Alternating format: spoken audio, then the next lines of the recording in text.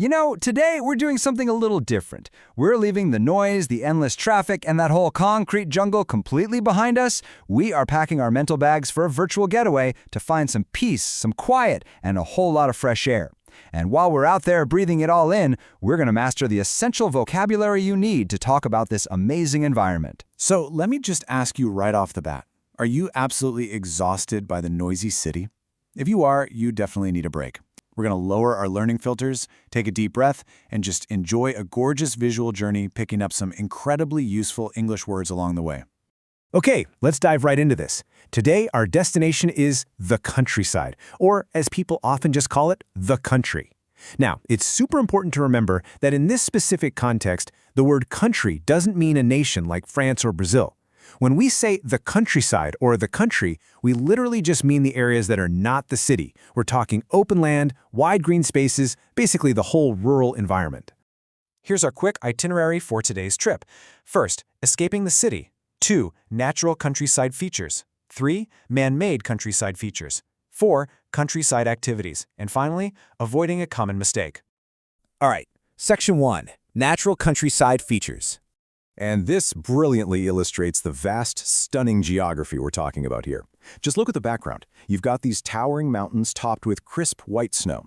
Then, as you move closer, you'll spot these rolling green hills.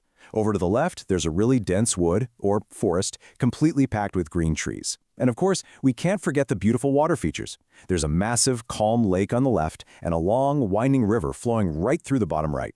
It's basically a perfect snapshot of natural countryside features. Now, to help you digest all those words a bit more easily, let's categorize the vocabulary we just saw on that landscape. First up, we've got our land features. There are mountains, which are, very high and usually rocky or snowy. Then we have hills, which are definitely lower and have a more gentle slope. We also have forests and woods, which are essentially just large areas covered thickly with trees.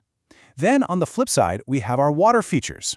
We've got lakes, which are large bodies of water totally surrounded by land, and rivers, which are those long, flowing bodies of water that move across the land. Now, often, these beautiful natural features are strictly protected so they aren't, destroyed. Right near a rural village, you might find something called a conservation area.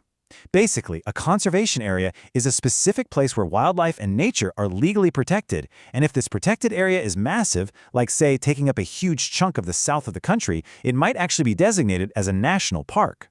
So a national park is essentially just a very big, nationally recognized conservation area. So why do we actually protect these areas? Well, for the wildlife, of course. When we talk about wildlife, we're referring to all the living creatures that exist naturally in the wild. This includes the animals roaming through the forests, the birds flying overhead, the fish swimming around in the lakes and rivers, and, even the insects buzzing in the grass. In many parts of the country, especially up in the north, you can find some truly wonderful wildlife thriving in these protected spaces. Moving right along to Section 2, Man-made countryside features. Now, what's really interesting here is we're looking at that exact same landscape from before, but our focus has totally shifted to the human elements. Over on the right side, there's a working farm with a bright red tractor out front, totally surrounded by fields. A bit further back, nestled right among those green hills, is a quaint village with a small cluster of houses and a classic church tower. And weaving through that entire scene, tying the whole thing together, is a long, winding country road.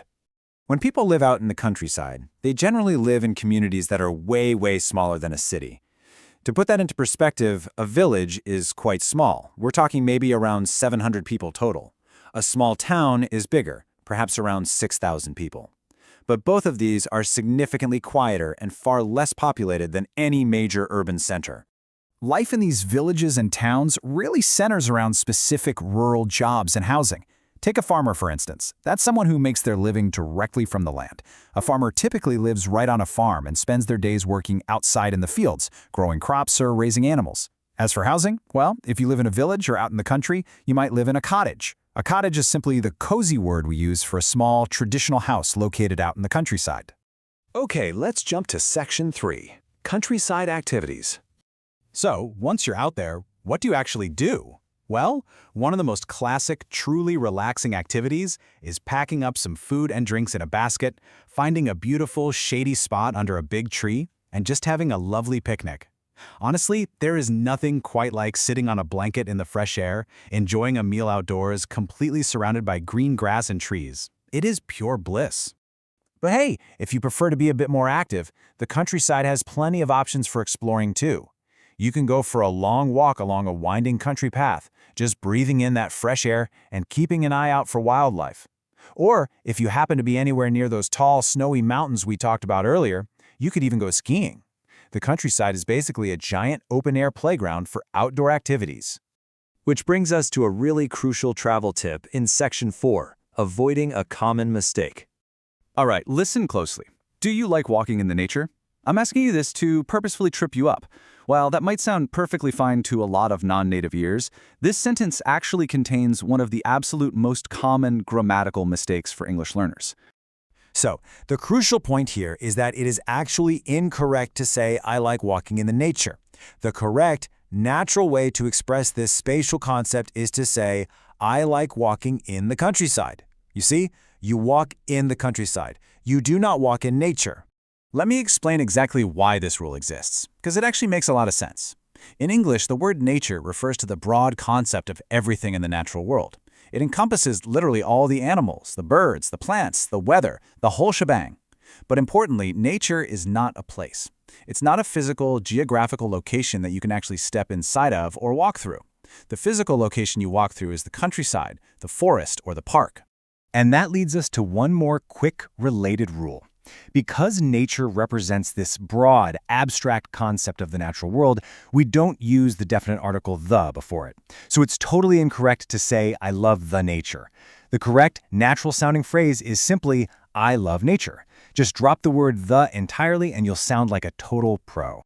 Well, that officially brings our virtual tour to a close. But before you head back to the noise and hustle of the city, I've got a quick challenge for you. Think about it. How would you describe the typical countryside where you come from? Are there deep, dark woods, rolling green hills, or maybe vast, beautiful lakes? Take all this new vocabulary and apply it to your own world. Thanks so much for joining me on this explainer, and I will catch you next time.